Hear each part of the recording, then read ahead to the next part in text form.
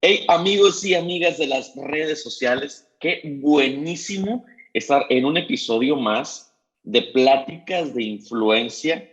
Y qué mejor que tener un nuevo episodio de Pláticas de Influencia que con un pastor que es súper influyente en su ciudad, pero también es escritor, también es activista en todo este tema de la gran tormenta ideológica a la que como iglesia nos estamos enfrentando. Hoy está conmigo y me llena la verdad de mucho orgullo y de mucha felicidad que hoy esté conmigo el pastor Daniel Nájar.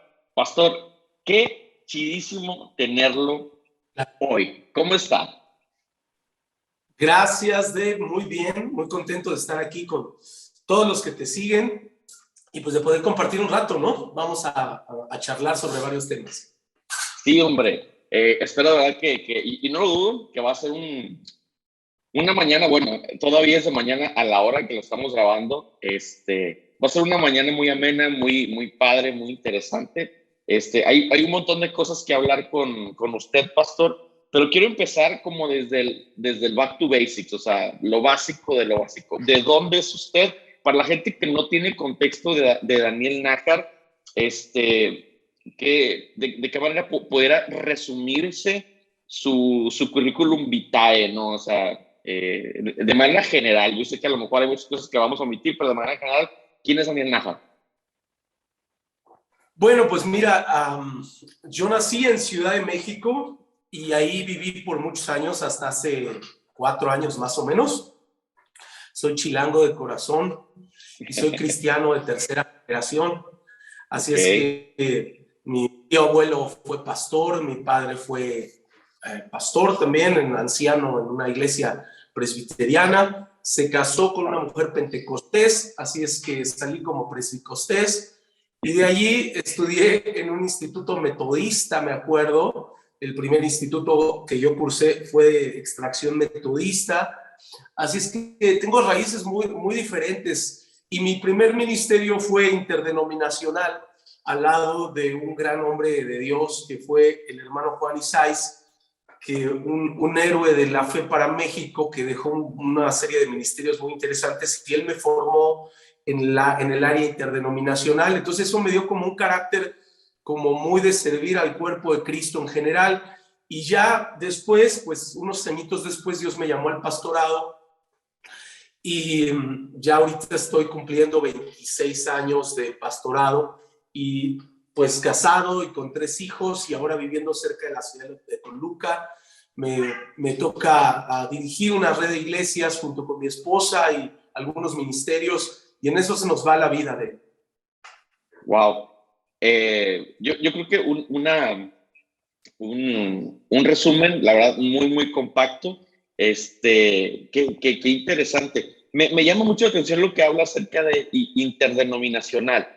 O sea, de alguna manera no está casado usted con un estilo o con una forma de hacer iglesia. De hecho, para los que no saben, el pastor Nájar tiene un libro increíble que se llama El estilo de Jesús.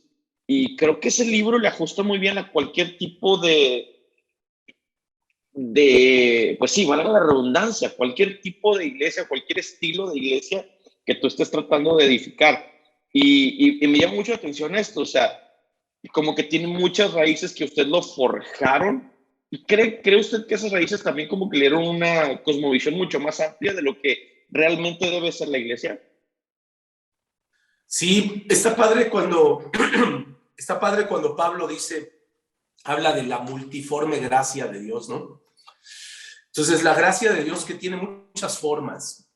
Y yo disfruto mucho ir a diferentes tipos de iglesias porque pues ves trasfondos, historias, estilos, enfoques, énfasis distintos. Mi esposa, por ejemplo, es de extracción de Asambleas de Dios. Yo tengo muy buenos amigos bautistas, metodistas, nazarenos, pentecostales, y ahora obviamente neopentecostales, pues un montón también. Entonces creo que la iglesia es lo que es, tan variada, gracias a que nos hemos descubierto unos a otros ahí, tratando de bucear en diferentes énfasis de la palabra. Y bueno, pues al mismo tiempo eso es el reto, porque el talón de Aquiles de la iglesia en México y creo que en América Latina ha sido la unidad. Así es que cada uno suele agarrar su banderita, levantarla y presumirla y decir, estos somos los mejores, pero creo que el cuerpo de Cristo se construye así, de esa diversidad. Cada quien defiende sus énfasis, pero a mí me gusta esa parte, la diversidad del cuerpo. Y sí, en cierta forma, todos los libros que he escrito son, de hecho, con ese énfasis. No están dedicados a ninguna denominación, espero que les sean útiles a la mayoría. Algunos obviamente se van a ver más reflejados que otros, pero pues creo que es normal, ¿no? Pues yo escribo desde mi perspectiva, desde mi historia, desde los énfasis que Dios nos ha dado, y seguramente eso le ajustará más a unos que a otros en algún momento, pero creo que en general cualquiera, en particular en el estilo de Jesús, cualquiera lo puede leer, es un libro muy bíblico, me sometí a la palabra, no a los énfasis de un grupo u otro, así es que cualquiera creo que puede abrevar ahí.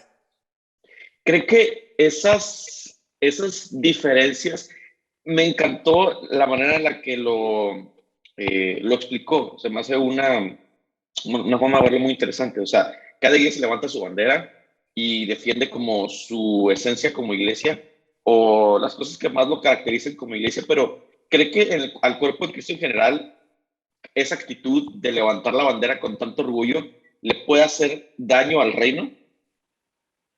No, y le ha hecho un montón de daño, eso le ha perjudicado muchísimo al reino. No creo, estoy seguro y creo que es una de las cosas que más daño le ha hecho. El sectarismo de la iglesia puede ser brutal, somos muy rudos. La verdad es que el discurso de unidad es bueno en la teoría y tratamos de sobrellevarlo, pero en la práctica nos cuesta mucho trabajo. En la práctica somos muy sectarios, es decir, tenemos la tendencia pues a defender nuestras trincheras, a apoyar nuestros proyectos, a caminar en nuestras líneas. Entonces, no es sencillo. Creo que todavía nos falta mucho en este entendimiento, como tú bien lo dijiste, del reino, porque históricamente creo que la iglesia ha tenido una visión muy reduccionista precisamente por tener los lentes eclesiásticos nada más. O sea, nos ponemos los lentes de iglesia y creemos que eso es el reino, y el reino no es la iglesia. Entonces, si queremos pues ir más allá del tema eclesiástico, necesitamos dar la lectura correcta del reino. Entonces sí creo que ha hecho algo de daño. Híjole, ¿cómo tendemos a veces a sistematizar e institucionalizar absolutamente todo, ¿verdad? O sea, no podemos ser únicamente bíblicos, ¿no? O sea, tenemos que tratar de encasillar todo para podernos sentir como que conformes, ¿no? Es como que no, es que tiene que ser de esta manera y hemos creído en esto cuando nos damos cuenta de que Jesús nunca operó de la misma manera, ¿no? O sea, Jesús siempre fue súper dinámico, Jesús siempre fue muy, un día hacía un tipo de milagro, otro día hacía otro, un día sanaba a un tipo de persona, otro día a otra, un día sorprendía a sus discípulos de una manera, otro día a otro, y eso es lo increíble de pertenecer a este cuerpo, pero a veces, o sea, como que nos encasillamos, ¿no, pastor? O sea, decimos, no, es que así lo debemos de hacer, así lo hemos hecho, y cómo romper con ese tipo de cosas, ¿no? Yo creo que se necesita demasiada humildad para poder romper con ese estilo y con esa forma de pensar, ¿no? De hecho, fíjate que nuestro ministerio como tal, me refiero al que hoy dirigimos mi esposa y yo, la red emergente, nace como respuesta a eso, porque el primer pastorado en el que yo entré, déjame te cuento, el pastor anterior a mí había estado 56 años en la misma iglesia. Y entonces de pronto entro yo, pues él estaba saliendo como de 80 y algo, y yo estoy entrando de 24. Para empezar, ni era mi iglesia, wow. ¿no? O sea, y luego, pues imagínate, él 56 años en el rollo. Entonces, obviamente me enfrento con una iglesia hecha completamente a su manera. Claro. Y la pregunta que yo me hago en algún punto, yo de pastor de 25 años, es, bueno, si yo fuera inconverso, ¿vendría a esta iglesia? Y mi respuesta es no. Pero no era un tema teológico. Pues obviamente uno, para empezar, como inconverso, pues ni sabe teología, ¿no? Así es que era un tema de formas. Y eso me llevó a escribir un libro que es, por cierto, el que más ejemplares ha vendido, que se llama Liderazgo para la Iglesia Emergente, que salió, ya tiene como, no sé, 15 años. Y Liderazgo para la Iglesia Emergente es un libro que habla sobre el proceso de transición generacional en la iglesia. Hablamos mucho de generaciones. En ese libro anticipé el tema del cambio que venía a los nuevos modelos de iglesias. De hecho, ya tiene más de 15 años. Hablábamos de la generación millennial, que ni siquiera le llamo así, como la generación que vendría. Ese libro todavía está dedicado a la generación X, imagínate, pero ya anticipando un montón de cambios. Y a lo que voy es que es una reflexión sobre el tema de lo poco flexible que es la iglesia para cambiar estructuras, estrategias y estilos. Wow. Y bueno, así nace la red emergente. Nacimos como una respuesta a cómo tener iglesias relevantes al siglo XXI. Y hasta la fecha, la red emergente, el conjunto de iglesias que tenemos, pues tienen 3 fundamentos, que son: queremos ser doctrinalmente sanos, queremos ser culturalmente relevantes, pero tenemos que ser también eclesiásticamente fuertes. Y esos son como nuestros 3 cimientos profundos, ¿no? Tienes que ser doctrinalmente sano porque hay cosas que no puedes cambiar de la palabra, pero tienes que ser culturalmente relevante, lo cual significa que tienes un montón de cosas que debes tener el valor de cambiar de acuerdo al momento que está viviendo la iglesia y al enfoque que Dios te ha dado en tu tiempo. Y por otro lado, necesitas ser eclesiásticamente fuerte porque necesitas estructuras y estrategias que te sostengan de acuerdo al momento. Entonces, más o menos así nacimos y ese ha sido el reto y en esas aguas hemos caminado o nadado estos años. Y la verdad, con frustración te digo que pasan los años, ya casi 2 décadas, y sigo viendo una resistencia brutal al cambio. Wow. No, no lo dudo, la verdad. No lo dudo, pese a todo lo que hemos vivido, pese a todo lo que ha pasado a raíz de la pandemia, pese a que tal vez ya nos volvimos a veces irrelevantes como iglesia para nuestros adolescentes, nuestros jóvenes, pese a que ya no tenemos la misma agilidad para cambiar, seguimos diciendo, somos así y ni modo, ¿no? Así es, así nos vamos a quedar.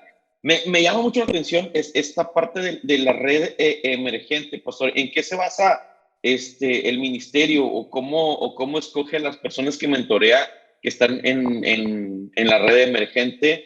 ¿O cuál es como la estrategia, su plan de trabajo? Me interesa muchísimo porque creo yo que se necesita más de eso en este momento. Se necesita mucho de este movimiento de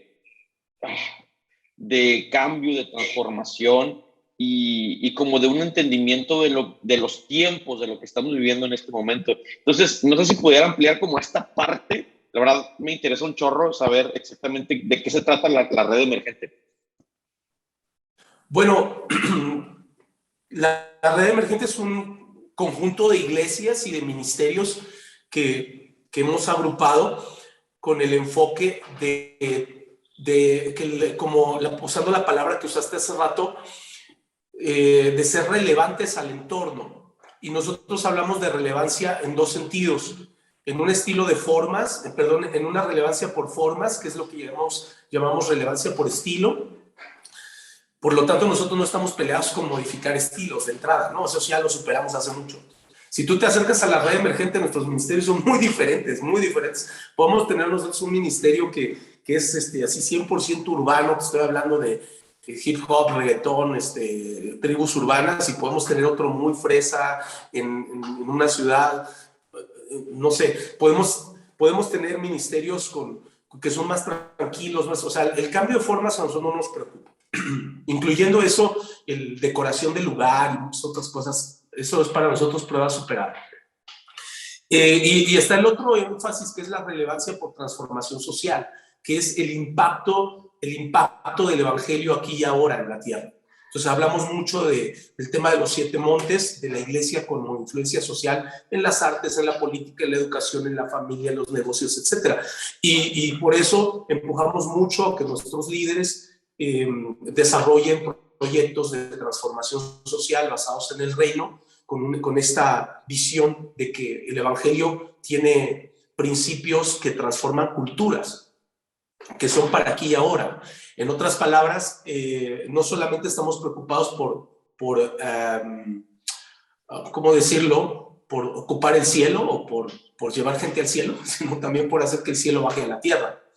Wow. Entonces, estos son como los dos enfoques, o el enfoque en dos partes de la red emergente. Por otra parte, la forma en que crecemos es básicamente con relaciones, porque tenemos un ADN muy marcado, y esta es la razón por la que escribí el libro de Al estilo de Jesús, que tenemos un ADN muy marcado en el discipulado, en las relaciones personales fuertes.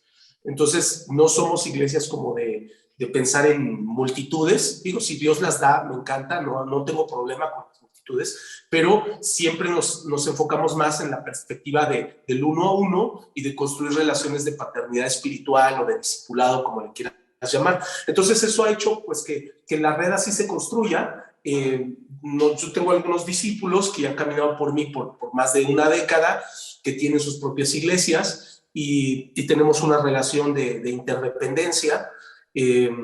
Yo pastoreo su corazón, ellos pastorean sus ministerios, y ahí le vamos dando y vamos creciendo y nos vamos ayudando. Nos reunimos una vez al año o dos, y como todos, como grupo, y yo pues trato de estar pendiente como pastor de sus vidas. Y aparte, obviamente, mi esposa y yo pastoreamos una iglesia local, pero la verdad es que cada vez con menos influencia ahí, porque pues ya nuestro staff pastoral está haciendo el trabajo local, y nosotros como que estamos un poquito más ocupados en ese rollo que te digo de levantar ministerios y levantar proyectos y programas que lleven el reino a la tierra, a las 7 esferas. Eso es como mi corazón para los próximos 10 años.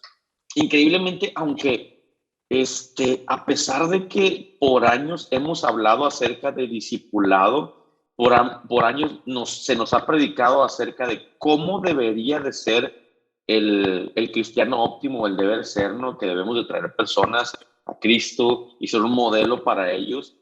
Creo yo que hay demasiados sesgos en esta enseñanza, porque pues lo podemos decir en la teoría y suena increíble, ¿no? Suena muy poético en la teoría, pero ya cuando lo llevamos a la práctica tenemos demasiadas deficiencias, ¿no? Yo lo aprendí el año 2020, o sea, en el año 2020 yo me di cuenta de que teníamos muchas deficiencias, y que previo al año 2020 lo dábamos todo por la producción, por la iglesia, por las reuniones de domingo, pero luego volteas a ver a tus adolescentes, volteas a ver a tus jóvenes y te das cuenta de que ellos no son tan fans de eso, ¿sabes? O sea, es como que si yo quisiera eso, si mi espíritu anhelara esta parte, pues mejor me iría a un concierto que tiene más infraestructura que tú, que tienen programas mucho mejores que los tuyos. Yo creo que mi necesidad espiritual es mucho más profunda que la que tú me pudieras ofrecer a través de tu infraestructura tecnológica, etcétera, ¿no? Entonces, creo yo que el 2020 que dejó al descubierto mucho esta parte y decir, ok, si como iglesia estamos llamados a discipular. Comento esto porque me llama muchísimo la atención lo que dice respecto al tema de las multitudes, que dice, no estamos peleados con las multitudes, pero las multitudes no nos marean, o sea, no es como que, porque siento como que en la iglesia hubo una época de que las multitudes eran, creo yo, el único objetivo, ¿no? Iglesias de multitudes, iglesias de multitudes. Y alguna vez platiqué con el pastor Chenny Reyes, que es también hijo espiritual de usted, y él me decía, pues habrá que hacer un análisis si toda la gente en la que estamos pensando, cuando pensamos en multitudes, serán discípulos de Cristo, porque si de todos ellos solamente 3 o 5 personas de 1000 son discípulos de Cristo, mi alcance real, neto, fue de 5 personas, no de 5000. Entonces, me di cuenta de que estamos desinformados, que en la práctica realmente estamos desarticulados, y mucho de eso lo habla usted en su libro del estilo de Jesús, ¿no? Fíjate que pastor Rick Warren utiliza una frase que me gusta, que dice que una multitud, no debemos olvidar los pastores que una multitud no es una iglesia, pero puedes convertirla en una iglesia si la llevas por el proceso correcto. Entonces, el tema no es que evadamos el tema de la multitud, el tema es, tenemos la estrategia correcta para tomar a una persona desde allá, desde este gran segmento de la multitud, y llevarla en el proceso correcto hasta convertirla en un discípulo, en un verdadero hijo espiritual.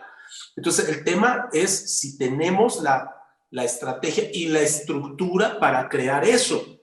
Entonces, pues como tú dices, en el libro del estilo de Jesús es un cuestionamiento de si nuestros enfoques son los correctos.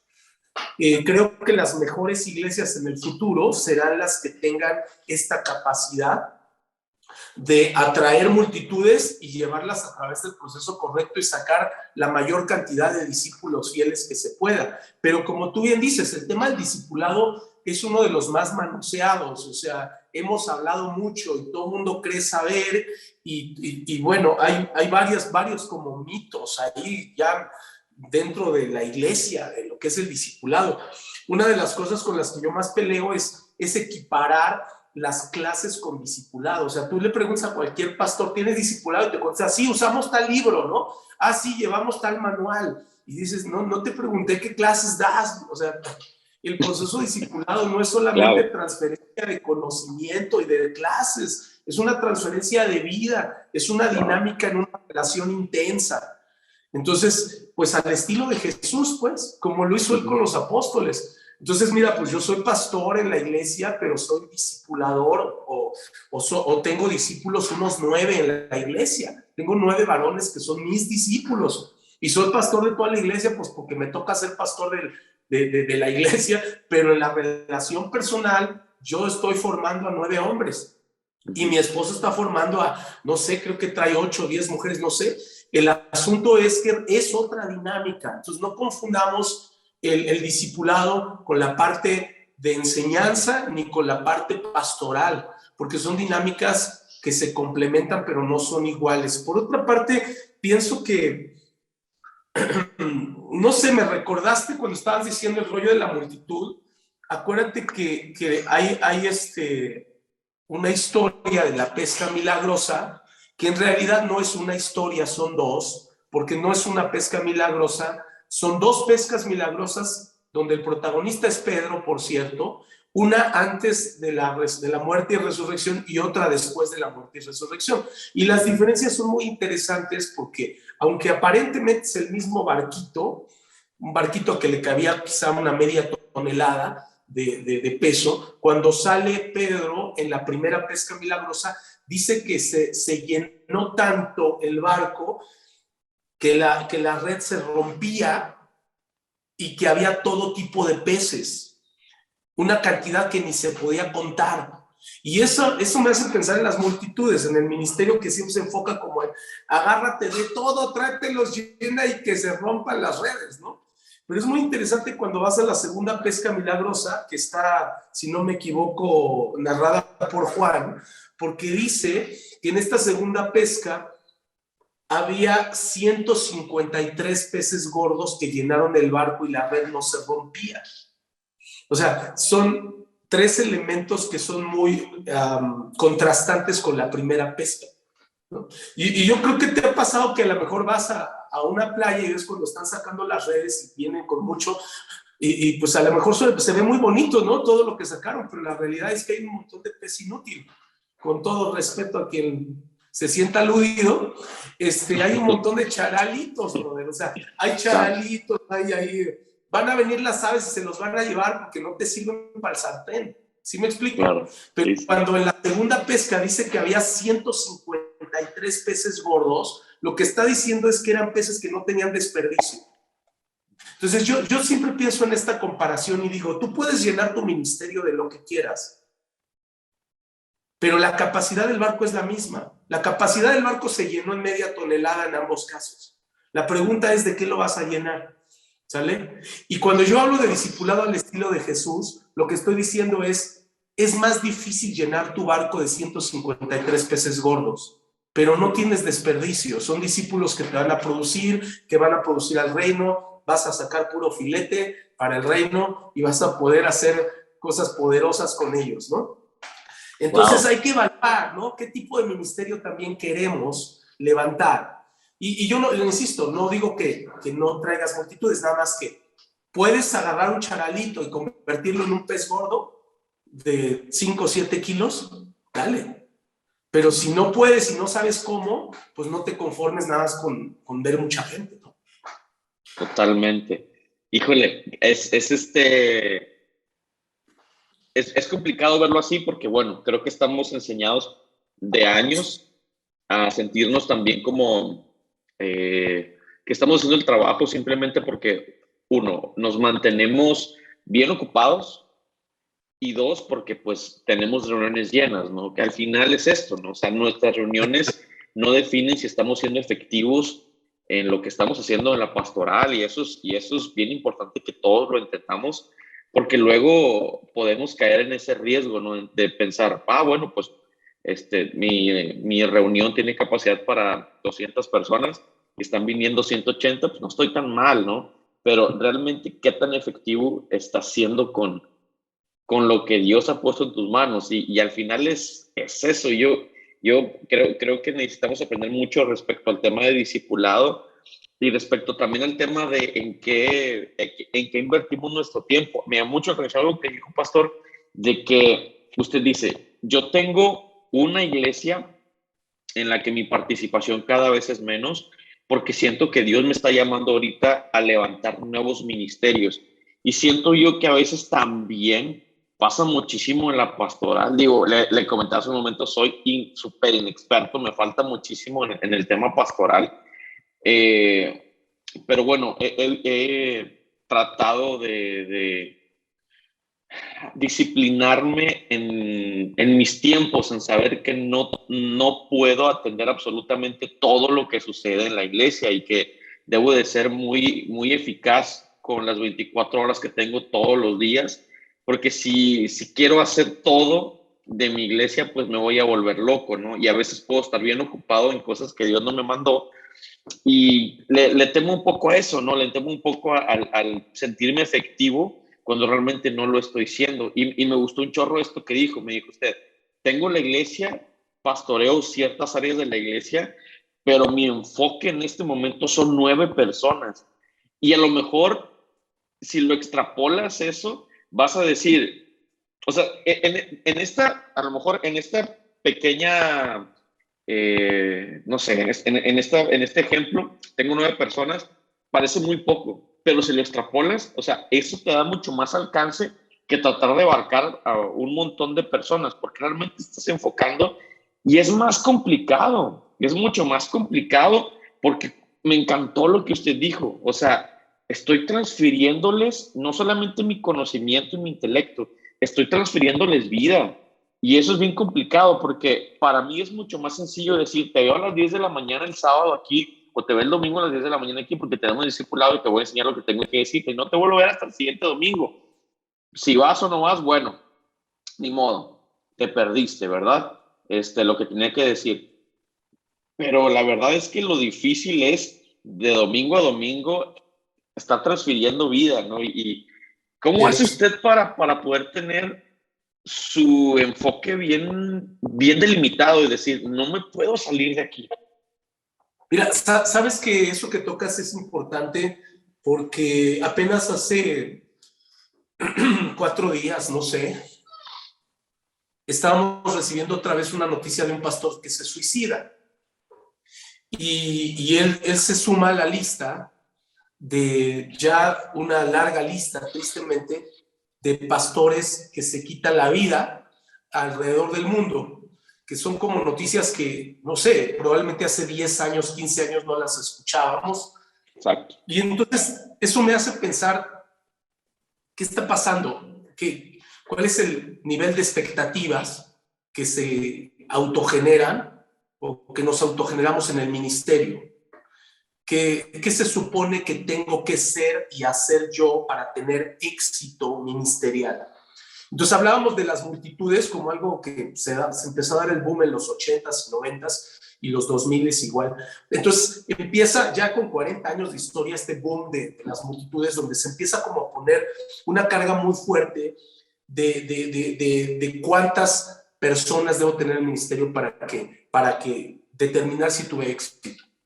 Y si escribí un libro, y si salgo en redes sociales, y si la gente me reconoce, y si me explico, empezamos con todo este rollito como a tratar de validar nuestro ministerio bajo ciertos estándares que no son los bíblicos. Y eso crea mucho peso. El segundo problema es que produce un desbalance terrible, terrible, porque te produce un desbalance emocional, físico, familiar. Y yo veo, pues, muchos pastores en crisis de salud, brother. Y la pandemia lo dejó muy evidente. Digo, yo perdí amigos, algunos incluso más jóvenes que yo, porque cuando les dio pandemia, pues, les dio el COVID, pues, la verdad es que traía un desastre físico, ¿no? O sea, no los mata el COVID, brother, los mata la indisciplina. Claro. Porque andaban con rollos ahí que no se habían cuidado y los agarró desprevenidos. Pero este desbalance no nada más es... Porque el pastor no, o sea, no nos cuidamos, brother. Hablamos mucho de muchas cosas, pero olvidamos que la primera mayordomía es el cuerpo. Y luego nos vamos a la siguiente mayordomía, que es el tema de la familia, y resulta que luego las familias pastorales, pues, ¿para qué te cuento, no? O sea, no quiero deprimirnos, pero hay muchas crisis internas que no estamos resolviendo, porque nos seguimos validando a través del ministerio. O sea, yo critico, soy muy crítico con el tema pastoral, porque creo que tengo en cierta forma el derecho, porque soy pastor ya hace casi 30 años. Y entonces, yo me veo a mí mismo cometiendo muchos errores ya con los años y diciendo, no quiero volver a pasar. Entonces, yo no quiero ver una nueva generación de pastores haciendo lo mismo, la neta. O sea, los veo y digo, ¿por qué validarse en lo que no se debe? ¿Por qué cambiar la prioridad en la familia? Cuando la familia es mi primer ministerio, mi esposa es mi primer ministerio, mis hijos son mi primer ministerio, ni siquiera mis discípulos tienen ese privilegio, ¿sale? Entonces, menos la iglesia. O sea, yo siempre digo, Dave, el ministerio es un asesino, hay que entenderlo. El ministerio es un asesino y el ministerio va a matar lo que tú le dejes, va a matar tu salud, va a matar tus relaciones, va a matar tu matrimonio, va a matar lo que tú le dejes. Entonces, es un caballo brioso al que hay que subirse y meterle bien las riendas, porque si no se va a desbocar y te va a llevar con él. Entonces he visto a muchos pastores desbocados en su rollo ministerial. Y así no es la vida, así no funciona. Eso no es una correcta perspectiva del Nuevo Testamento. Entonces tenemos que regresar y decir, a ver, el día tiene 24 horas, tengo que dormir bien, tengo que descansar bien, necesito un día de reposo, tengo que atender prioritariamente a mi familia, tengo que ver que mi familia esté correctamente atendida en lo financiero, porque si no puedo atender a mi familia en lo financiero, he negado la fe, soy peor que un infiel. O sea, todo ese rollo hay que rescatarlo, brother. Ponerlo en la mesa y dejarme de estar validando con el día del pastor. O sea, el día del pastor es el domingo, brother. El día del, no, pues es nuestro día favorito. Plataforma, porras, nos aman, nos saludan, nos honran. Qué lindo, ¿no? Pero no es el día del pastor, es el día del Señor. Y yo creo que en ese sentido, pues hay que dejárselo a Él y que otros también crezcan y que uno mengue y mantener todo en balance. Entonces, estoy compartiendo mi frustración de lo que me llevó a mí a entrar en ese punto como de balance que tú preguntabas, ¿no? De cómo mantener el enfoque. Pues yo mantengo el enfoque manteniendo las prioridades. Me obligo a repasar mis prioridades. Y mi prioridad no es mi ministerio. Le he servido a Dios el tiempo suficiente como para saber que el ministerio lo amo profundamente. Es mi gran amor. ¿Me explico? Pero no puede ir dirigiendo la carreta. No puede.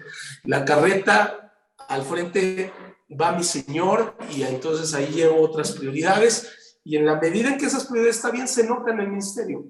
O sea, si yo estoy bien, mi familia está bien, mis hijos están bien, mi salud está bien, va a estar bien en el ministerio. ¿Me explico? Entonces, en ese aspecto es como yo trato de regularlo. Y algo que me ayuda mucho, pues es que lo que tú ya viste en el libro, en este que hemos estado comentando, es que al formar líderes, pues te apoyas mucho en ellos. Entonces desarrollas un equipo de gente que es tu corazón, que comparte, como tú bien dijiste, comparte tu cabeza, pero también comparte tu corazón. Y entonces les puedes dar cosas. O sea, yo predico menos gracias a que tengo discípulos, visito menos gracias a que tengo discípulos. ¿Sí me explico? Tengo que dar menos clases gracias a que tengo discípulos. Entonces, ellos, puedo decirles, hazlo, y ellos pueden decir, el que me ha visto a mí ha visto al Padre. O sea, la clase que yo voy a dar es como si le estuviera dando Daniel, porque pues él me formó. O sea, en ese aspecto está chido, porque la verdad a mí me relaja mucho, me da tiempo para otras cosas. Entonces yo les digo a los pastores, necesitan balance, ese es el tema. O sea, yo, por ejemplo, no hay semana que yo no tenga un chance de salir con mi esposa, a fuercita, sí o sí, solos. Digo, también mis hijos ya están más grandecitos, pero incluso cuando estaban más chicos era de, se quedan en la casa y vamos a echar novios, su mamá y yo, y nos vemos, vamos al cine, vamos al teatro, vamos a algún lado, aunque sea la plazuela, pero el rollo es no perder eso, porque si el ministerio te está robando eso, ya te robó tu cristianismo. Wow, totalmente, ¿no? Y siento eso, como que eso, pastor, también te da muchísimo más autoridad para pararte en una plataforma y predicar realmente lo que tú estás viviendo, ¿no? O sea, predicar desde la vulnerabilidad de decir, oye, pues yo tuve que ponerle riendas, y me encantó esa analogía, ¿no? O sea, tuve que ponerle riendas a mi ministerio para poder atender mi matrimonio, para poder atender mi salud. Si no, pues, ¿cómo voy a atender a los matrimonios y la salud de las demás personas? Si no estoy sano yo, es obvio, ¿no? Pero creo yo que eso, o sea, como que nos pega la intensidad, ¿no? O sea, nos pega no, tengo que hacer todo, tengo que estar en todas las reuniones, tengo que hacer absolutamente todo. Y a ver, no se puede, échamelo por acá a ver, no barrieron bien, pásame la escoba. O sea, a ver, espérame, o sea, tranquilo, ¿no? O sea, tranquilo. Yo creo que eso es un momento nocivo y sí, desgraciadamente, el, el perder, el perder amigos, gente querida en la pandemia, creo yo que debió habernos sacudido, o sea, de alguna manera de decir, oye, ese pude haber sido yo, por gracia de Dios sigo aquí, pero pude haber sido yo, entonces necesito cuidar mi salud. ¿Qué tal están mis defensas? ¿Hace cuánto no me hago un chequeo clínico? ¿Cómo está mi matrimonio? ¿Cómo está todo? Mi relación con mis hijos, etcétera. O sea, todas esas cosas que es lo último a veces que el pastor analiza, ¿no? O sea, es lo último, no, o sea, primero el ministerio, estar en la iglesia y los hijos allá, la esposa, el matrimonio, la salud, y es lamentable ver cómo pastores tienen cada vez más diabetes, más ataques al corazón. Es duro, ¿no? Y lo triste de esto es que al final, para la iglesia, pues eres el pastor, y si el pastor se va, pues nos traen otro, ¿verdad? O nos cambiamos de iglesia, Así pero de fácil, brother. pero la esposa, o Así sea, es. a lo mejor estoy siendo muy crudo y muy duro, pero la No, esposa no, se no, quedó así es. viuda y los hijos se quedaron huérfanos. Y qué duro y qué crudo, ¿no? Mira, en Estados Unidos, si tú quieres sacar un seguro médico, un seguro de vida, perdón, o de médico de vida para un pastor, te ponen en el ranking más alto de costos. Y tú vas a llegar y decir, oye, pero no, espérame, yo no fumo, no tomo, no nado con tiburones, no me aviento el bungee, yo soy un hombre de paz. Sí, pero eres pastor. Y está dentro de las 5 profesiones más riesgosas en Estados Unidos. No Por lo que puede tú ya dijiste, ser, por lo que no tú ya puede dijiste ser. acerca de Wow. infartos, todo lo que es enfermedades coronarias al 100, hipertensión, diabetes, ahí estamos, ¿no? Bueno, no estamos, pero ni queremos estar. Pero el tema ese es un estándar. Por otro lado, está el rollo de la familia pastoral, cómo queda descubierta, como tú estabas diciendo, cuando falta el pastor. Hay una crisis como personal, porque he visto casos muy tristes de viudas, de cómo son descuidadas, olvidadas, y también hijos que no quieren estar en el ministerio por la experiencia que vivieron al lado de sus padres pastores. O sea, por un lado, mujer abandonada cuando el pastor faltó, y por otra parte, hijos que no quieren experiencia ministerial. O sea, yo sé que no son todos, pero he visto suficientes como para decir, sí hay un problema. Entonces necesitamos retomar el balance y darle al ministerio la dimensión que tiene fuera de las 4 paredes. O sea, mira, déjame ponerte algo en la plática. O sea, yo siempre hablo de que la bronca de la iglesia hoy tiene que ver con que creamos religiosamente un modelo que tiene 4 candados, que no los encuentro bíblicos además. que es iglesia pastorcéntrica, muy templocéntrica, cultocéntrica y domingocéntrica. ¿Ok? Todo alrededor del pastor en un culto, en un templo y en un día domingo. Y esa es la iglesia. Y la bronca que tuvimos con la pandemia fue precisamente que la pandemia llegó y nos pateó nuestras 4 muletas, ¿no?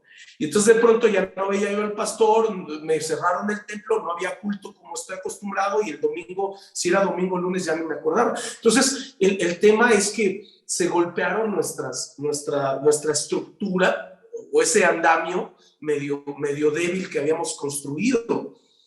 Y entonces estábamos hablando del perfil pastoral. Cuando la iglesia tiende a ser tan pastorcéntrica, pues caemos en lo que ya comentamos, ¿no? Toda esta dependencia nociva al pastor que le produce tantos desbalances y falta de enfoque.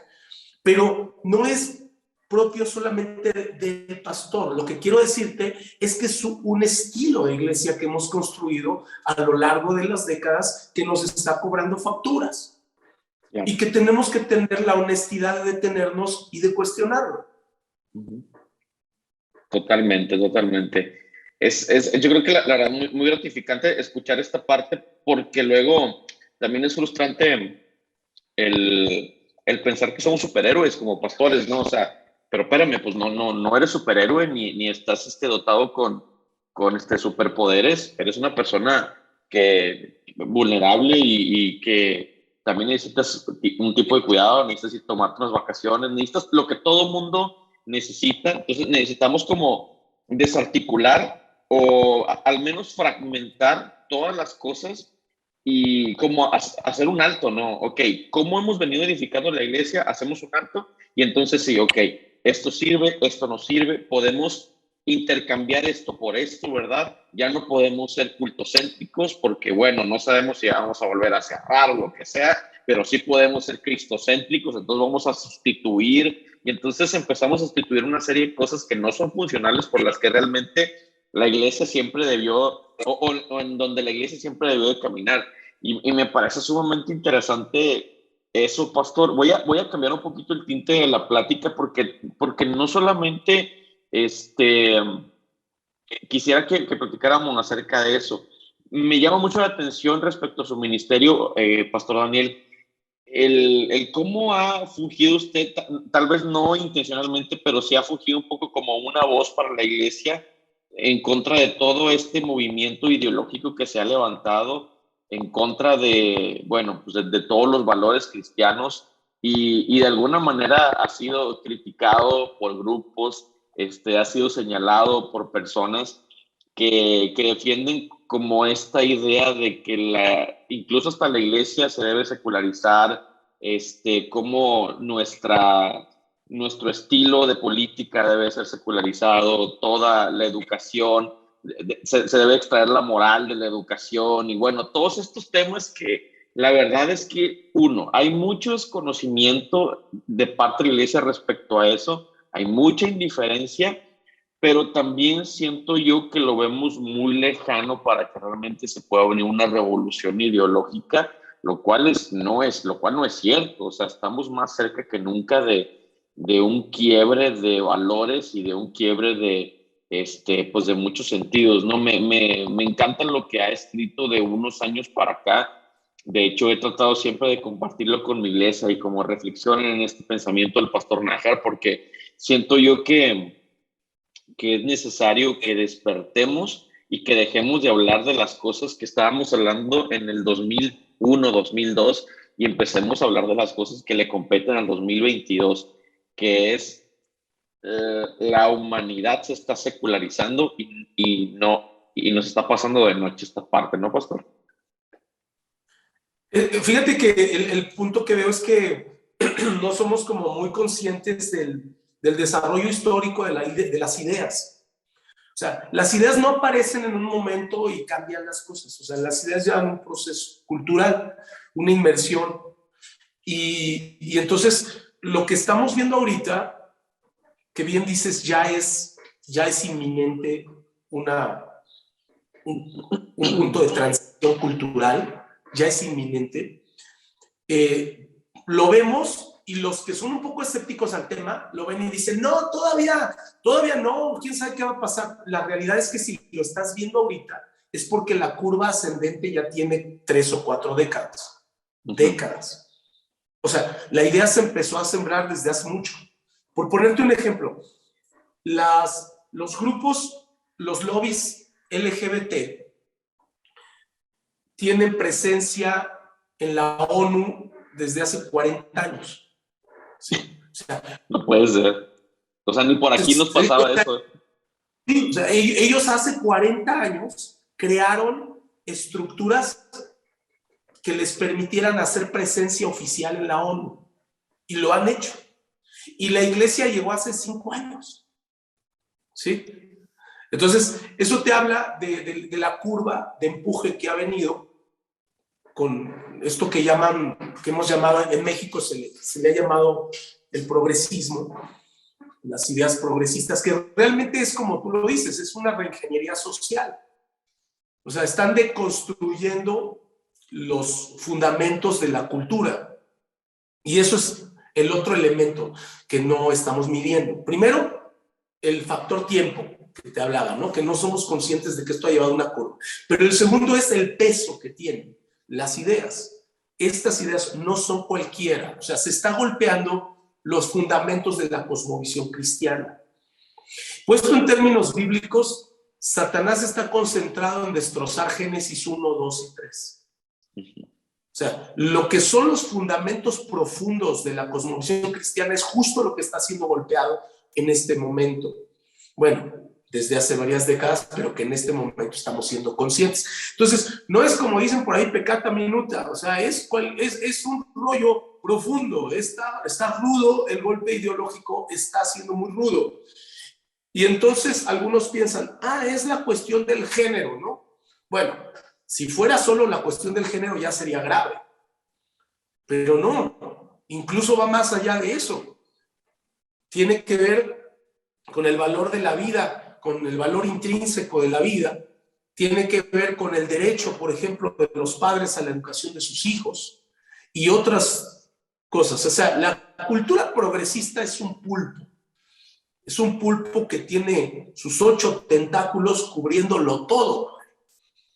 Entonces creo que la iglesia, brother, pues no ha estado consciente de una cosa más que es que la iglesia es la última trinchera de la batalla. O sea, vamos a ser los que cuando todo mundo se canse de dar la batalla ideológica, los últimos rasguñando ideas vamos a ser nosotros. ¿Sí? Y te voy a decir algo, ellos lo saben, ¿eh? O sea, los lobbies feministas radicales, los lobbies LGBT, todo el rollo de lo que algunos han llamado el marxismo cultural, todo este asunto, ellos saben que la iglesia es el último bastión, porque están atacando nuestra esencia. Entonces, pues creo que la iglesia tiene la obligación de despertar, porque la Biblia pregunta, ¿y si los fundamentos fueran removidos, qué hará el justo? Es una pregunta retórica, ¿no? ¿Qué dice el salmista? Y si los fundamentos son removidos, ¿qué vamos a hacer tú y yo? Y a mí me desespera de pronto ver tanta pasividad, porque es una pregunta retórica. O sea, lo que Dios está diciendo es, ¿vas a hacer algo o no vas a hacer algo, caray? Y te están quitando aquello en lo que te paras. No es posible que te estés sin hacer nada, ¿no? Claro. O sea, a mí me entra esta desesperación. Para nosotros el rollo de la pasión por lo social no es nuevo, es nuestro ADN. Mira, el problema que tiene la iglesia en el fondo es que la Biblia dice que somos reyes y sacerdotes, no solamente sacerdotes. Y nosotros estamos ante una iglesia eminentemente, por no decir exclusivamente, sacerdota. Y la iglesia no ha desarrollado su identidad de reinado. Y a nosotros como Red Emergente Dios nos llamó a ser una iglesia de reinado. Cuando digo de reinado me refiero a rescatar el valor de la presencia del cielo en la tierra. Y eso significa que a nosotros como grupo nos gusta oler a tierra, brother. ¿Sí? O sea, a la mayoría de las iglesias pues les apasiona irse al cielo en cada culto, ¿no? Digo, a mí también, si me llevan, soy feliz. Y tener una epifanía de vez en cuando no está chido, ¿no? Claro. Pero a mí me gusta el rollito de salir a la calle y sentir cómo va. Entonces nosotros salimos a marchas hace mucho, como ministerio. Las marchas providas, salíamos a marcha provida con católicos ya hace años, cuando nadie quería salir de la iglesia, porque decía, esa es una marcha católica. Y yo decía, pues si no voy a rezarle a la Virgen, o sea, lo que quiero es pronunciarme con alguien a favor de la vida y en contra del aborto. Y si al lado mío se pone una monja o un sacerdote, no me importa, o sea, yo quiero declarar que yo creo en la vida. Y así estuvimos cuando se dio pues aquella mega marcha multitudinaria de Ayotzinapa. Ahí estuvimos nosotros. Y bueno, pues no, yo digo que no todos son marchas por Jesús para salir a cantar, ¿no? O sea, claro, está bien por eso, hay que ir a orar y cantar, pero ¿quién va a hacer pronunciamiento social? Entonces sí, pues tengo un libro que se llama La Otra Iglesia, y en el que hablo de estos temas, y que es el que le da como peso a nuestras ideas, o intenta hacerlo, en el sentido de tener una iglesia que se pronuncie a favor del reino aquí en la tierra. Claro. Y bueno, pues ya lo hacíamos desde antes, pero resulta que los últimos 5 años, particularmente los últimos 3, se ha puesto muy intensa la lucha ideológica con los temas de género y el tema de vida. Entonces, pues ha habido que salir, ¿no? A dar la batalla. Hay que dar la batalla de las ideas y hay que dar la batalla social. Y entiendo que muchos pastores no quieran hacerlo, yo los respeto, pero nosotros lo vamos a seguir haciendo. Wow. Pues es que es complicadísimo. Estoy ahorita leyendo un libro de Albert Müller que se llama La tormenta que se avecina. Me encanta el libro. Habla acerca de, bueno, pues lo divide como por áreas, ¿no? O sea, divide la tormenta que se avecina en el matrimonio, la tormenta que se avecina en la familia, la tormenta que se avecina en los hijos, en la educación, en el sexo, y como que aborda cada parte desde una perspectiva muy actual, porque habla acerca de, por ejemplo, dice la tormenta que se avecina sobre la iglesia. Y aborda, por ejemplo, este tema que pasó con la pastora canadiense, que ella declaró de manera pública que ella era atea. O sea, que podía alcanzar espiritualidad aunque pudiera sacar de la ecuación a Dios. O sea, es increíble cómo, aunque perdió una gran parte de su ley, sigue siendo una gran voz de la iglesia evangélica. O sea, sigue siendo un referente y sigue transmitiendo ideas secularistas, y cómo eso está afectando a la funcionalidad de la iglesia. O sea, y es sorprendente que realmente nos parece sumamente lejano. Cuando escuchábamos de eso decíamos, bueno, está pasando en Francia, está pasando en España, pero estamos hablando de que ya está pasando fuertemente en Canadá, Estados Unidos, y no sabemos cuándo vayan a empezar a levantar voces pastores que son de mucha influencia acá en nuestro país, que digan, pues yo también estoy de acuerdo con eso, ¿verdad? Yo también estoy de acuerdo con que se puede secularizar la fe, la espiritualidad, ¿no? O sea, es increíblemente antagónica una de la otra, pero ellos en su argumentación, le digo pastor porque yo lo leía respecto a esta pastora canadiense, ellos en su argumentación están convencidísimos que es factible. Luego habla acerca, por ejemplo, de cómo inclusive en Canadá ya se está sometiendo a niños menores de edad a cambios de géneros muy fuertes a través de hormonas, de operaciones. Pero lo terrible no es eso. Lo terrible es que los padres no pueden interferir en lo absoluto en nada, porque pueden ser acreedores a un castigo penal. De hecho platica la historia, o narra la historia del escritor, y dice, estoy en mi total frustración porque escribe para el New York Times. Dice, estoy en total frustración. Dice, yo sé que al gobierno ni al lobby le importa a mi hija. Lo único que quieren es levantar un estandarte de decir, pudimos hacerlo. Aunque ella, a los 7 años de haberse sometido a esta cirugía y a todo esto, se arrepienta, ya no va a haber marcha atrás para ella.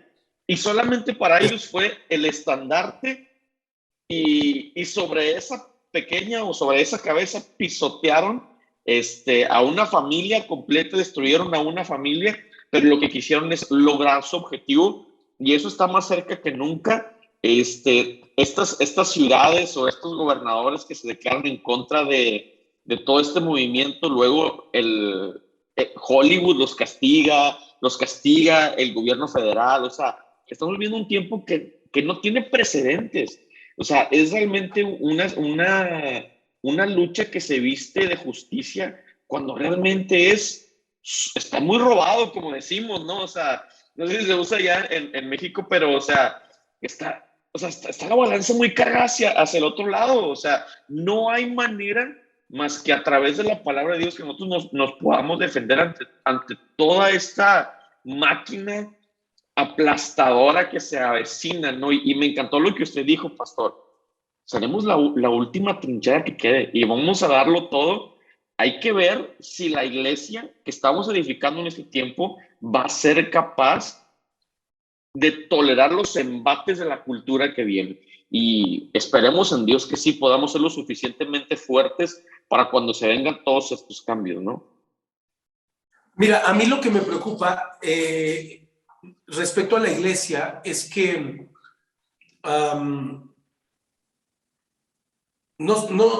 hay una frase que tiene Darrell Miller que dice que si la iglesia no discipula al mundo, el mundo va a discipular a la iglesia.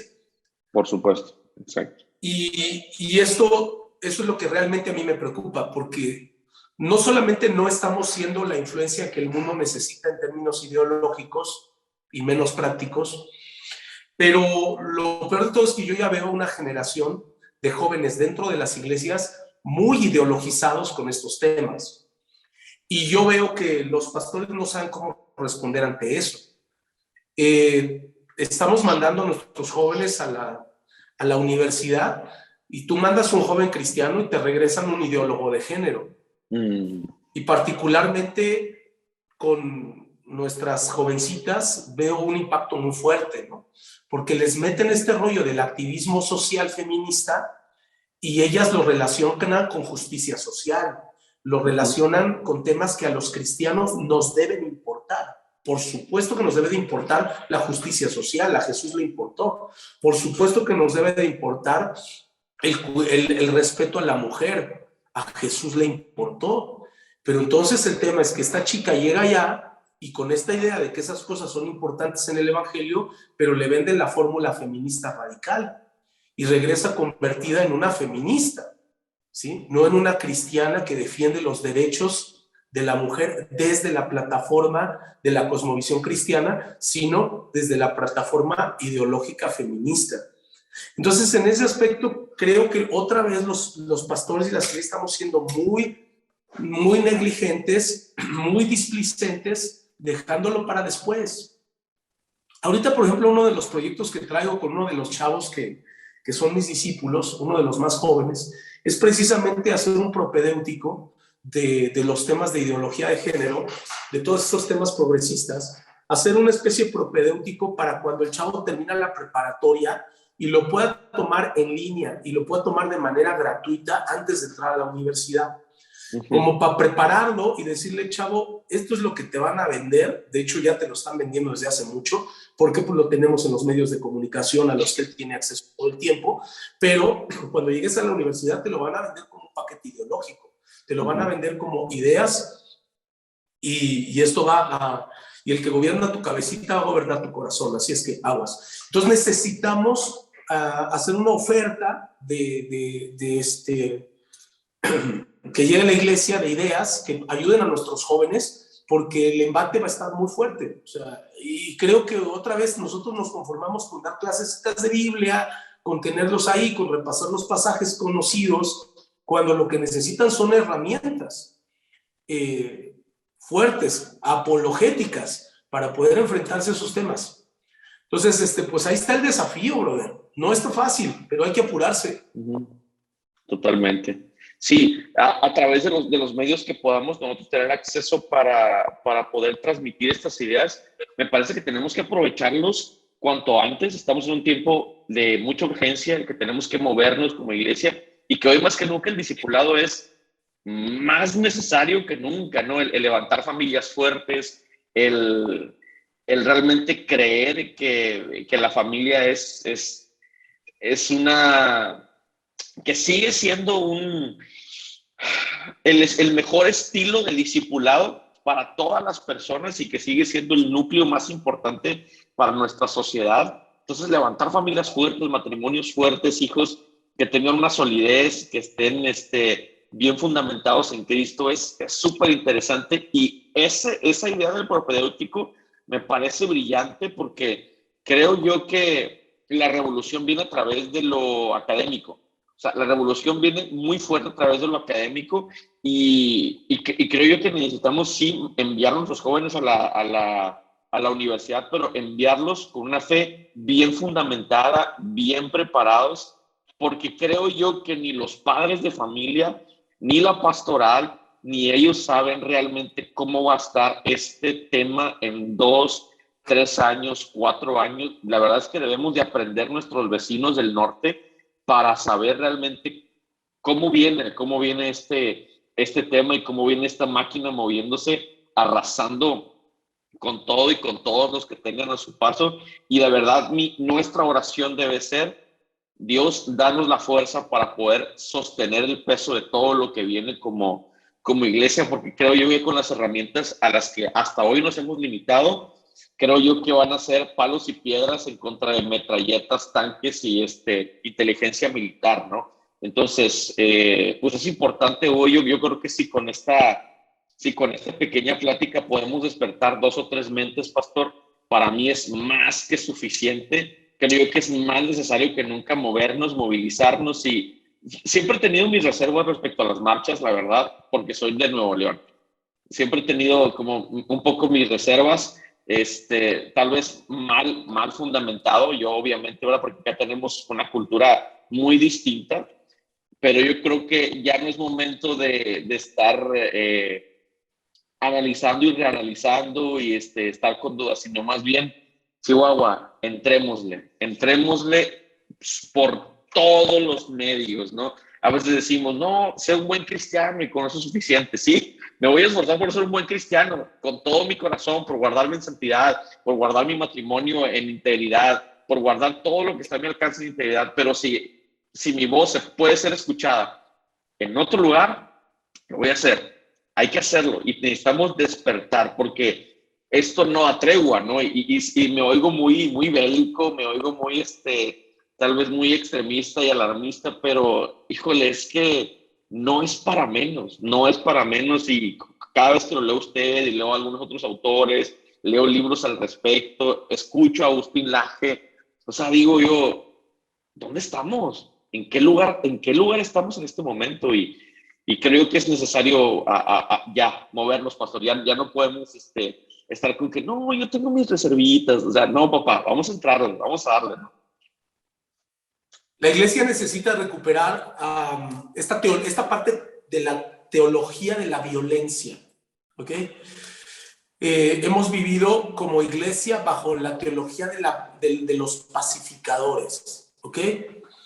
Pero hay mucha tela de dónde cortar cuando hablamos de la violencia del reino. Hay que entender la violencia del reino, que no es una violencia agresiva, es una violencia constructiva. Pero eso te da un montón de tela de dónde cortar, porque te deja entender el ministerio de Jesús desde otra dimensión. Por ejemplo, el ministerio de Jesús siempre lo interpretamos desde la perspectiva salvacionista. Sí, Cristo vino a salvarnos y perdonar nuestros pecados y ayudar a la gente. Pero cuando tú ves la dinámica del ministerio de Jesús, tuvo un efecto de transformación social muy poderoso, que nosotros como cristianos lo obviamos hoy. ¿Sí? Tengo a un Jesús que le dijo a Herodes que era una zorra. Tengo un ministerio de Juan Bautista que le cortaron la cabeza por una razón parecida. Tengo a Jesús diciéndole al paralítico que tomara su lecho, lo cual era un quebrantamiento de la ley. Le dice, toma tu lecho y vete, en día sábado y en fiesta de Pascua. O sea, ¿por qué le dice eso? Porque él tenía una agenda social, quería confrontar la estructura social de su tiempo para dejar evidente la profunda injusticia que los fariseos y que toda esta clase sacerdotal y política tenía sobre el pueblo. ¿Sí? O sea, esas cosas no las estamos viendo, porque te digo, hemos tenido una visión muy sacerdotal de la vida cristiana, no una visión de reinado. Cuando tú recuperas esta visión de reino y empiezas a hacer la lectura completa de los evangelios, te vas a encontrar con algo que Pablo dice. Tú decías, mi cristianismo se vive aquí hacia adentro, ¿no? Y dices, ¿y qué clase de Biblia estás leyendo, no? ¿De qué estás hablando? Pablo lo dice muy simple y muy poéticamente. Dice, somos cartas abiertas leídas por todos los hombres. O sea, si tu cristianismo no puede ser leído más allá de fuera de tu corazón, entonces no es cristianismo. El cristianismo tiene una expresión natural de impacto social o no es cristianismo. ¿Me explico? Es como... No, y te estoy hablando del tema de violencia, pero podemos hablar del tema de misericordia y también ese impacto. Es como decir que tú eres cristiano, ves un pobre, no lo ayudas, pues, ¿cuál es tu cristianismo? Santiago dice, oye, muéstrame tu fe sin tus obras y yo te mostraré mi fe por mis obras. Así es que necesitamos regresar a la fe, que es las obras de misericordia y las obras de justicia. Las obras de misericordia y las obras de justicia que hacen que todo lo que traes dentro lo saques, lo proyectes y le digas, esta es la forma en que es el cristianismo. ¿En qué momento nos metimos en este rollito muy oriental, por cierto, muy místico, de que el cristianismo es algo personal y privado? No, querido, ni personal ni privado. El cristianismo es corporativo y es público. ¿Sí? Cristo lo mataron en una cruz de la forma más violenta, en una montaña donde todo el mundo lo veía para traer una salvación universal. Y él dijo, y esto, aunque se toma de manera personal, el impacto es corporativo. Claro. Entonces la iglesia necesita regresar, me refiero, cada cristiano necesita regresar a que lo que hace, lo que cree, no es algo personal y privado. ¿Ok? Lo que yo creo, mi relación que tengo con Dios va a tener un impacto, no solamente en mi medio, en mi círculo inmediato, hablo de familia, hablo de amigos, sino más allá, en la sociedad en la que vivo. Entonces, ese es el cristianismo que hay que rescatar. Y cuando entras en esos términos, pues es imposible no ponerte violento, porque nos están pateando la casa y tienes que regresar a decir, no, tenemos que retomar nuestra posición de decir, esta es la verdad, porque solamente la verdad es la que hace libre. O sea, no puedes esconder la verdad, tienes que ponerla en medio y decir, esta es la verdad. Hombre y mujer los creó. Discúlpame, no puedo callar eso. ¿Sí? No puedo callarme cuando medios de comunicación, gobierno, libros escolares me está diciendo que el género es un constructo social, cuando la Biblia dice no es un constructo social. El género está ligado al sexo y el sexo es XXXY certificado por la ciencia, y si no lo quiere decir tu libro de texto que se supone que enseña ciencia, te lo voy a decir yo, que soy la iglesia. Entonces hay que retomar ese discurso de presencia social. Totalmente. Habla acerca de violencia y me imagino al Juan Bautista diciéndoles, manada de víboras, ahí cuando estaba bautizando en el desierto de la Mira, ¿no? Pero sí, creo yo que nos hemos hecho la iglesia pasiva y yo creo que para comunidad nuestra, ¿no? Porque o pensamos que nos podemos quedar sin argumentos o no tenemos el contexto suficiente o no queremos problemas, no siempre nos hemos convertido en, es que no me gustan los problemas y yo soy más pasivo, pero sí, no, totalmente el evangelio es confrontativo al respecto, o sea, si no quieres problemas y si no quieres tener argumentación al respecto, la verdad es que no sé qué clase de cristianismo estás viviendo, porque eso es el cristiano, ese es el evangelio y ese es el reino. Es defender la verdad del reino como el lugar, y creo yo que es eso, ¿no? Me imaginaba, ahorita que decía eso, pastor, justo a Jesús diciéndonos esto, cuando estemos dándole cuentas, ¿no? Delante de él, oye, pues si lo único que te pedí fue no te avergüences de mí para no avergonzarme yo de ti, y fue todo lo que hiciste, avergonzarte de mí, callar tu cristianismo. Entonces, para mí eso es vital y estoy aprendiendo, no se crea, estoy aprendiendo mucho respecto a eso y estoy siendo sumamente edificado. Pastor, ya llevamos 1 hora 20 platicando y ha sido una plática que se me ha hecho súper rápida, amena, interesante. Estoy aprendiendo como loco. ¿Cómo podemos encontrarlo en redes sociales? ¿Cómo podemos saber de usted en redes sociales? Pues búsquenme así como Daniel Nájar en Facebook, Daniel Nájar. Tengo una página, estoy como una página también, pero la verdad es que no tengo tanta interacción en la página, me gusta más mi perfil personal. Entonces me pueden encontrar ahí en las dos formas. Y también en Twitter y en Instagram, igual como Daniel Nájar. Y pues aquí andamos sigámosle echando ganas, el que quiera nadar más en las aguas de la transformación social, acérquese. Hay un movimiento muy grande, bueno, no muy grande, pero sí creciente en la iglesia acerca de estos temas. Hay varias organizaciones, mi esposa y yo trabajamos con una que se llama Iniciativa Ciudadana por la Vida y la Familia, que es una organización de base cristiana, pero con este enfoque. Tiene presencia pues, prácticamente ya en todo el país y en este momento pues yo colaboro con el área de la Alianza Nacional de Padres de Familia, dirigiendo la alianza como parte de Iniciativa Ciudadana, para tener alianzas de padres de familia en todo el país que defiendan el derecho para educar a sus hijos antes que al Estado, antes de que el Estado meta más la mano. Y entonces pero hay otras trincheras. Mi esposa trabaja mucho con mujeres en este rollo del feminismo radical y tenemos una lucha constante por el tema pro vida. En fin, hay varias trincheras dentro de Iniciativa Ciudadana y si no lo quieren hacer con nosotros, háganlo con alguien más, pero involúcrense de tal forma que agarremos fuerza, porque no se trata solamente de poner una publicación de vez en cuando, sino de sumarse a lo que ya se está haciendo. Hay tiempos de oración todos los meses, en donde oramos por la vida, oramos por la familia, oramos porque el Señor nos dé presencia en las cámaras a nivel nacional, en la política, para tener representantes que legislen a favor de la vida y la familia, no a favor de género. Exacto. En fin, todo esto es un movimiento, así es que súmense, será un gusto recibirlos. Gracias, pastor. Todos sus libros están ahorita en Amazon disponibles para entrega. Todos. No, fíjate que no. Tengo dos libros míos que están en formato digital y tengo otros 2 que están en formato físico y los otros ahí andan en proceso de revisión porque, por ejemplo, te citaba uno que es Liderazgo para la Iglesia Emergente. Estamos en proceso de hacer revisiones de fechas, de datos que ya necesitan ajustarse, pero los que están disponibles, búsquenos y con mucho gusto se los acercamos. Sí, bueno, nosotros compramos al estilo de Jesús.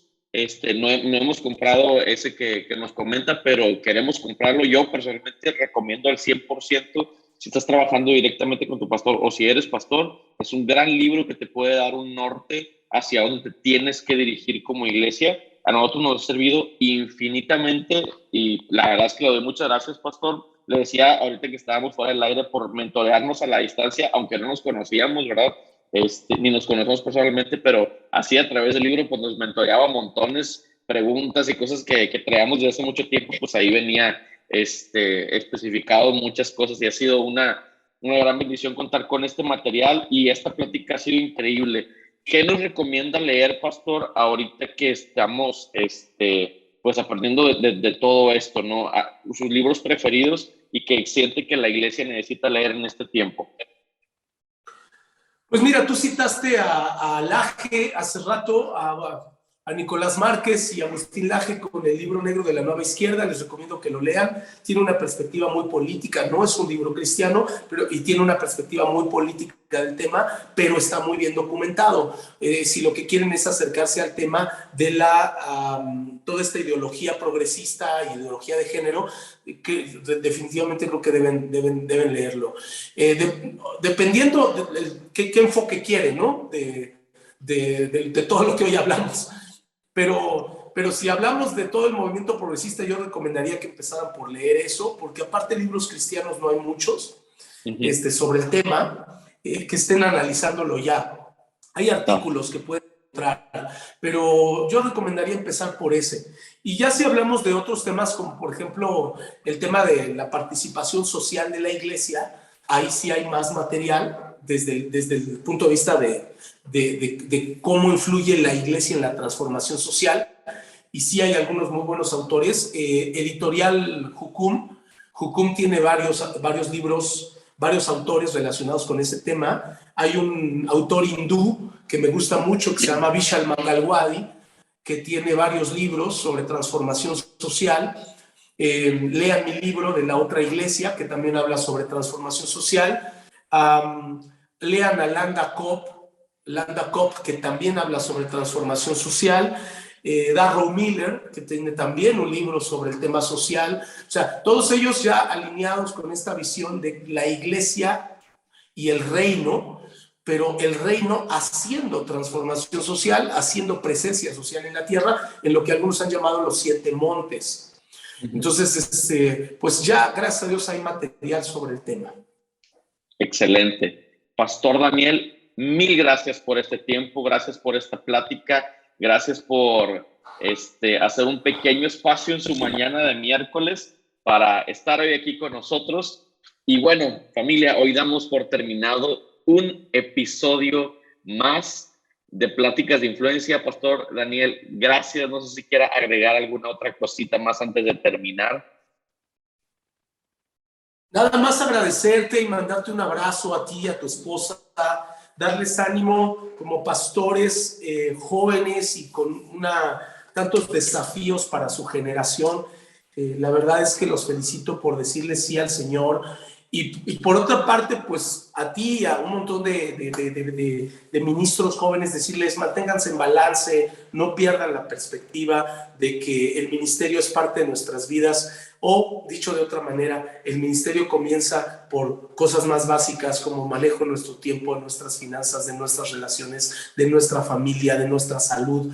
Manténganse en balance para que esta generación de pastores sea todavía más sabia que la anterior y duremos mucho tiempo en el ministerio. Y a los que son parte de la iglesia, ya salgan del templo, por favor.